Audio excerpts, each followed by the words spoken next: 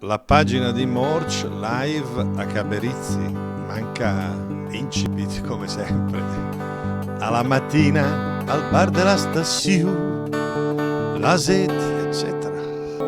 Lasecchi con beef o il cappuccino, in tacca la seconda la colazione,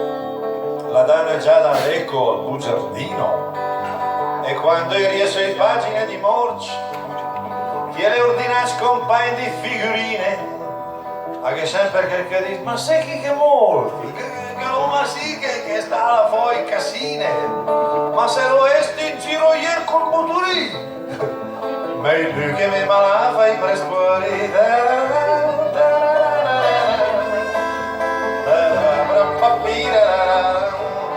o fate caso a certi necrologi, a so che chi mi oia ad ascoltare dopo i parenti, gli amici e tanti elogi, che dite che se fa pubblicità, la rinnovata casa del bidone, congiuntamente a tutti i dipendenti, o il ceppo, il barisport, nuova gestione, si associano al dolore del figlio dei parenti di questa strada, gli scrive sul del bu. È morta Marta avendo panda blu, perché è morta Marta avendo panda blu era la barzelletta di quello che telefona all'eco, dice devo dettare il micrologio, dica morta Marta, fino 5 parole pago uguale, allora che l'ha fatto, morta Marta, vendo panda blu, no?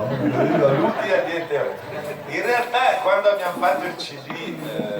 Let It Be, dove c'era questa canzone, quei dell'eco me l'hanno fatto togliere